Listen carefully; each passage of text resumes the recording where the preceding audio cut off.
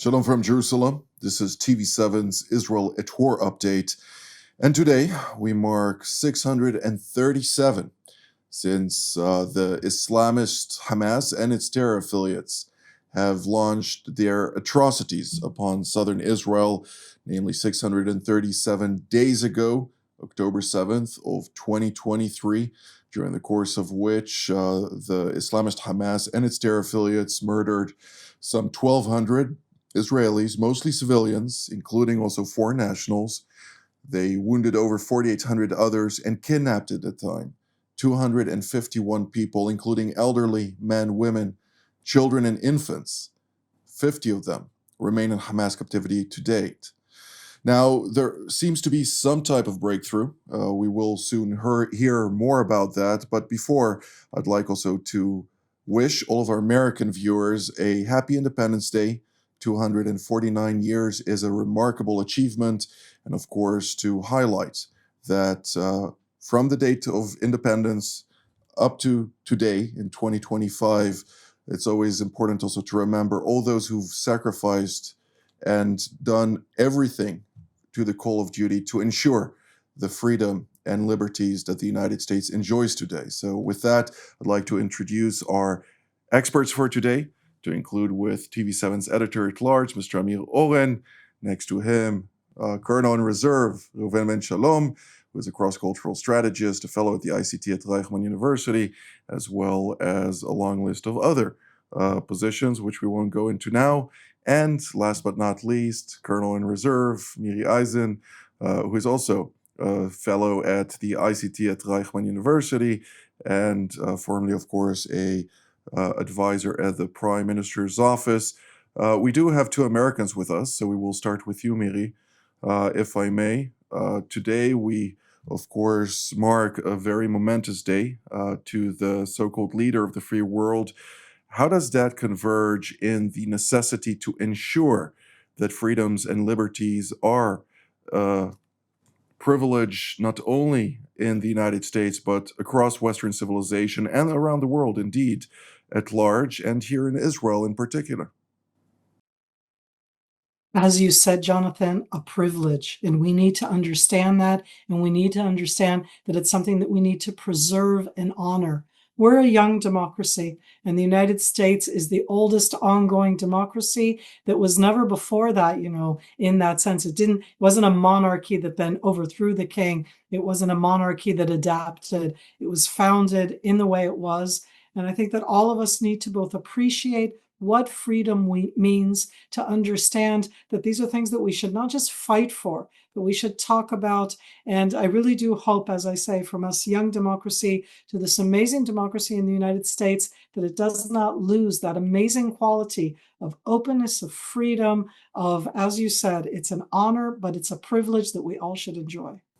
Absolutely. Well, Colonel Ben Shalom, you're also a dual American-Israeli, but nonetheless, the United States has been instrumental in everything that has happened over the course of the past 2 years, standing by the state of Israel from day one, following the atrocities of October 7th, and genuinely, to date, taking the lead in consulting, in leading, in really being an involved partner rather than a bystanding spectator, and making sure that the sole democracy in the Middle East is not pushed out of the equation.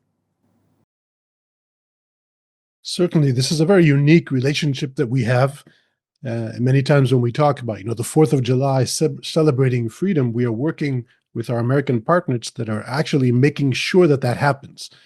These days, we see the Israeli democracy and the American democracy in a way searching for the right path. We see significant changes. When you say democracy, that doesn't necessarily mean one thing, but I think it's obvious to us that if you don't fight for democracy, you can't sustain it.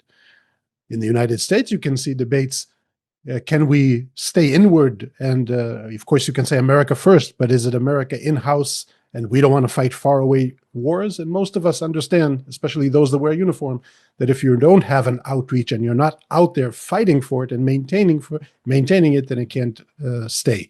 The last thing I just want to say is thank you. Thank you for the thousands of men and women from the U.S. military that have been all around Israel, on the ground, at sea, in the air, working shoulder to shoulder with us to promote our common values, our common goals. They were instrumental, as you said, in our efforts. And it's really amazing to see them work, to see their dedication, professionalism, and that their heart is also totally in it. Absolutely. It is also important to highlight the fact that this is a U.S. national security interest. It's not just an Israeli interest. This American interest goes far beyond the scope of bilateral relations. It has regional implications, it has geostrategic implications on a global scale, and also within the prism of strategic power competition. We won't go into all of that right now, but nonetheless, I'd like to turn to Mr. Amir Oren and ask you, the United States is working tirelessly to broker some sort of a cessation of hostilities with or via mediation by the Qataris and the Egyptians to really bring about the release of the hostages, first and foremost, from Hamas captivity, but also to ensure that the Islamist terrorist groups in the Gaza Strip do no longer pose a threat to Israel, and to push back on any attempt for Hamas to maintain its grip over this territory that has unleashed suffering upon so many Palestinians for so many years now. Well, no longer or never again are quite ambitious commitments. One would only know far in the future whether these commitments could really have been achieved. But yes, these are the goals. And let me just add to what the three of you remarked regarding the 4th of July, that that line from the Star-Spangled Banner, by the rocket's red glare, has come true in so many respects over the last couple of years in Israel, by the rockets and missiles launched at Israel by Hamas, Hezbollah, the Houthis, and Iran, and intercepted by the Israeli Defense Forces, in that case, the Israeli Air Force, along with its partners, first and foremost, the US Armed Forces via CENTCOM, the Central Command, but also other partners. So that the rocket's red glare from the 19th century already took a very current meaning. Now, as to the negotiations regarding the ceasefire, Israel should have ideally looked for an all-inclusive deal in which all 20 hostages who are alive and the 30 hostages who were either killed, murdered, or died in captivity over the last 21 months would have been released in one fell swoop. The price for that is apparently untenable for the current Israeli government, so they go for an interim deal in which 10 of those hostages who are alive would be released over the 60-day ceasefire period, 8 initially, then the last 2 after several weeks, and 18 bodies out of the 30 would have been returned. And during that time, Israel, under American auspices, would start negotiating the final cessation of hostilities, the end of the war. Now, a few days ago, it seemed that this was going to be announced either today on the 4th. This is what President Trump hoped for. He hoped to couple his legislative victory in Congress on his what he called the one big beautiful bill with this announcement. Maybe this is going to be put off until Monday, when Prime Minister Netanyahu visits Washington. There are always last-minute hitches. Hopefully, they will be worked out. Indeed. Well, Hamas is seemingly with its back against a wall. It is frustrated with many of the developments, including the methodology that the United States and Israel have acted upon in the distribution of aid to the Palestinian communities in the Gaza Strip, failing time and again to seize the quantities of humanitarian aid that they would then resell, supposedly with levying various taxes upon that, and by accumulating the various funds that they draw out of that, they would then bolster their ranks by hiring additional teenagers, mostly, into their ranks, a custom, of course, that is really abhorrent in context of war, but nonetheless, the Islamist Hamas is utilizing children into this devastating conflict. Now, Colonel Eisen, I'd like to reshift our attention also to Lebanon. A day after the 7th of October, namely on October 8th, 636 days ago, the Iranian proxy Hezbollah entered into the war when it sought to force Israel to split its troops, its forces, basically in order to limit its engagement in the Gaza Strip. It started doing so by launching limited barrages of rockets as well as unmanned aerial vehicles, mostly directing those to the distance of roughly 5 kilometers from the borderline with Lebanon. Naturally, 636 days later, it looks very different there, but nonetheless, with the ceasefire prevailing and Hezbollah still attempting to rebuild itself, it seems that the Iranians are also trying to give it a push, with the RGC Quds Force doing everything in its power, irrespective of the limitations at hand, to assist this Iranian proxy from resupplying itself with various types of munitions. What can you tell us about that, and to what degree is the Israeli enforcement, vigorous as it may, effective?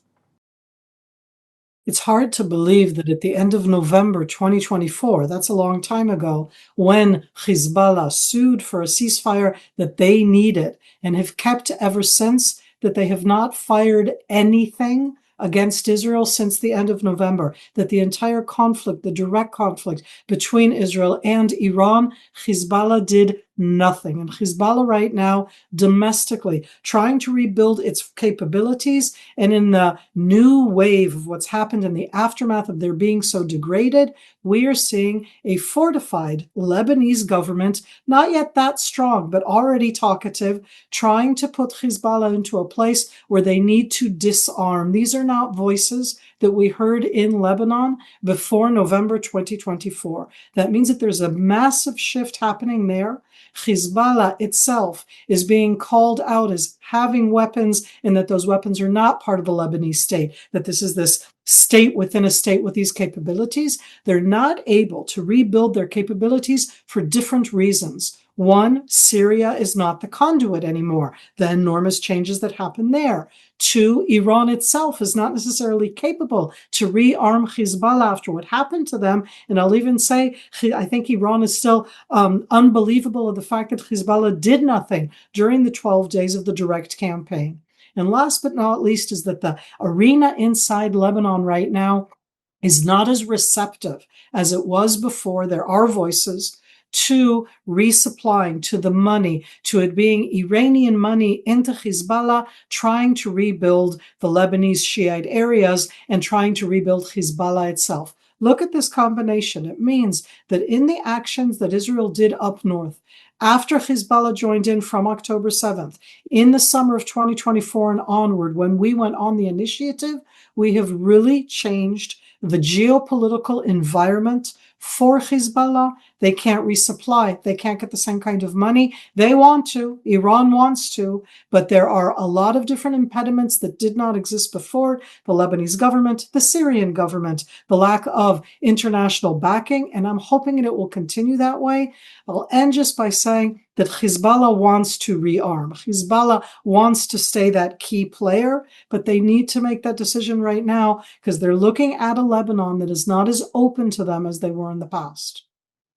Colonel Ben Shalom, the vigorous aerial strikes that targeted dozens of locations across southern Lebanon, including a targeted killing in Beirut of an RGC Quds Force commander officer, indicates that Israel is not going to allow Iran to continue to cynically use Lebanese territory for its evil intentions. What can you tell us about that? And to what degree does this also put Iran in a new dilemma from a broader regional perspective? Even if we saw a few days of quiet here and there, I think it was more a tactical issue or a matter of time-sensitive targets that didn't materialize, because the new Israel after October 7th is that we take care of threats as they emerge. That is the strategy. That's what we're doing. We say that that's what we're going to do. So I don't think anybody expects that even when we have ceasefires from Iran all the way to a close region, that a ceasefire means we can't act. We certainly will act, and we have been acting in Lebanon. So you've seen some significant strikes, again, as you said, from Beirut to the south. So every time we're going to see rearming, regrouping, planning, preparing, doing something, certainly things that have to do with strategic munitions, precision munitions, any kind of organizations, mainly in the south, we'll take care of it. So that is the new reality. I think one of the most important revelations from this war is that finally everyone understands that Hamas, Hezbollah, and Iran, they were not just in this to bother Israel, to keep us busy, to just raise the flag of resistance, but without aspirations to annihilate us. They did plan to annihilate us. They were tangible plans by Hamas and Hezbollah and by Iran with names, with titles. And they intended to destroy Israel. Specifically, it was supposed to be with a barrage of rockets, ultimately within 2 or 3 years, in a capacity that would really overwhelm us, and the ramifications would be too devastating. That's why we call it existential, and a simultaneous ground attack. And I think what's happening now is that finally everyone understands, from Iran to Beirut, that our intelligence superiority, our technological superiority, everything we've demonstrated in the last year shows that that's not going to happen, especially with this new strategy of Israel, because we're no longer going to contain. Even this part perhaps means that they need to recalculate, because they know they are not going to succeed. Mr. Oren, I'm quite curious about the manner in which the 12-day war between Israel and Iran, when I say war, of course, I refer to Operation Rising Lion, did impact Iran's capacity to smuggle weaponry, munitions into Lebanon. We did hear of various attempts coming out of Sudan, where a war is currently raging, out of Somalia, Yemen, as well as Libya, from all places. And at the same time, there is another actor involved where the Iranians are utilizing or exploiting Turkish territory and airspace in order to transfer funds, where the Turks are actually turning a blind eye and allowing the Iranians to transfer those funds for the purpose of helping Hezbollah in Lebanon. Is there some type of effective procedure to confront the Turks on this at a time when Jerusalem and Ankara are seemingly at an all-time low from a diplomatic perspective? So President Trump met President Erdogan on the sidelines of the NATO summit last week. This was one of the topics, the Syrian problem, and as part of that, the efforts to avoid an Israeli-Turkish friction. But this was not top of the agenda. And the Iranians are now less than 12 days after the 12-day war. And they are still reassessing, they are still recovering from the shock. Obviously, their main focus is on recovering their nuclear project, which was badly beaten. And what you referred to is basically what the IRGC, the Republican Guards Quds Force, is tasked with. And organizations have their own character. The smuggling efforts were undertaken long before the war, and they will still go on regardless of what happens on the central front, which is nuclear. So this is not the main effort, but nevertheless, We have heard that Israeli Defense Minister Katz convened the IDF General Staff and told them to prepare for an enforcement regime against Iran. If Iran tries to rehabilitate its various anti-Israel efforts, be they the nuclear project, the ballistic missiles, and the so-called Ring of Fire through its proxies, Israel should be ready to restart its campaign against Iran. One does not know whether the international community, especially the IAEA, would allow Israel to strike Iran at will each time there are nuclear efforts undertaken in Iran. This is not a given. It's a problem politically and legally, but nevertheless, on all of these lines of effort, Israel is supposed to be ready. Well, first, you misspoke. It's not the Republican Guard; it's the Revolutionary Guards. Two different things. Islamic Republic's Revolutionary Guard. Correct. They might regard themselves as republic, but there's nothing Republican about their system of governing, which is a tyrannical system, which, again, an understatement. But with regard to the various activities that you refer to, I think it's important to focus on the fact that the United States of America and Israel have already highlighted their clear red lines to the Islamic Republic of Iran, which those red lines are now also reinforced by Germany and by other Western actors to grant full political backing in the event that the Iranians are pursuing any type of rehabilitation of their nuclear program, which is not the civilian component that was unharmed. That is something that we need to highlight. The civilian component of the nuclear project in Iran, namely the Bushehr 1 and the Bushehr 2 and 3, which the Russians are currently building for a very long time now, are still in essence intact and have not been touched. And therefore, if the Iranians are keen on maintaining a civilian nuclear program, they can just work with that. If they go for the weaponization, as they've done before, there will be dire consequences. Now, I do want to touch also on another actor, namely Yemen, which has attempted to launch yet another ballistic missile in the direction of Israel just last night. Nevertheless, thankfully, that projectile fell short into the vicinity of the Red Sea. Colonel Eisen, what needs to be done in order to confront this menace, namely Ansar Allah, which is dominated by the Houthi tribe in Yemen?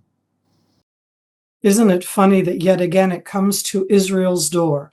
Meaning you have this organization that is at the Horn of Africa on the Saudi Arabian side, inside Yemen. Speaking Yemenite, they are Yemenis who have been blocking off any Israeli shipping through that area, that have been hindering in that area in any way possible. Israel has shown, not just in the 12 days direct confrontation between Israel and Iran, but before that, that we have the air capability, and for that matter, the sea capability, to address the challenge inside Yemen. But it isn't easy, just like it wasn't easy against Iran. Here we're talking about the sporadic attack, meaning they have enough missiles to be able to fire one a day, one every other day, one every 3 days, which would be not fun for us inside Israel at all. It has implications. They could do that for a long time. For us to be able to go after the launchers, the missiles, the sites themselves that they put them together, for us to stop the Iranian resupplying by the Iranian Revolutionary Guard of those supply lines, those are things that I'm sure we're looking at, but we're not the only ones inside that arena. And here I'm going to say on Independence Day, July 4th, this is not something that it should be about Israel and the Houthis against Israel. The Houthis have disrupted a main shipping route in the world. And the fact that they say it's against Israel should disturb everybody, because they could stop anything. They could fire it at the British or German or Chinese or Japanese or any kind of ship that goes through. And we all need to be aware of that. I don't think it should just be us. I do think that we've shown that we have the capability if we need to address it. But again, it's not the same as what we did with Iran. It would be focused, but you cannot eliminate it completely. Colonel Ben Shalom, we have roughly 1 minute and a half for you to round this up. Summarize for us, what are we to focus on over the weekend at a time when the situation is quite fluid, let's put it mildly? Well, for us, it's looking all aspect because at any moment it could erupt again with Iran. And as we just saw now, missiles coming in from the Houthis. So we have to continue to look at this as a multi-front war. And true that many things have been led by Iran, but we have to look at all the arenas. This also means Judea and Samaria, because this is close and it's complex. And even we saw something very interesting in this war, that the more broad it is, the farther and more complex military it is, in a way it is for us. We were able to defeat Iranian abilities in 12 days, and still with Gaza we have this problem. So for us, if you ask what the main focus for us, it's the hostages. And I'm not saying this because on a national strategic level, that's the most important thing, but it's something that for our people, we need to get done. We need to bring them home and ultimately continue to see how together with the international community, we promote stability and ultimately, hopefully, peace, a word that we haven't been using so much recently. Blessed are the peacemakers. Thank you, Colonel Ben Shalom, Colonel Eisen, and Mr. Oren. I will note that we will have all three, Colonel Eisen, Colonel Ben Shalom, and Mr. Oren, hosted our various programs for the upcoming months while I'm briefly away, and we're very deeply appreciative of them being able to take the time to do so. I will also take this opportunity to highlight that TV7 Israel is a donation-based nonprofit ministry with all of our productions available free of charge, nonetheless also exclusively donation-based. Therefore, if you're blessed by the programs and would like to help support produce additional programs just like this one, please do take the time to support it with a donation. You can do so via our website at www.tv7israelnews.com. From here in Jerusalem, wishing you all a Shabbat Shalom, and until our next edition, see you then.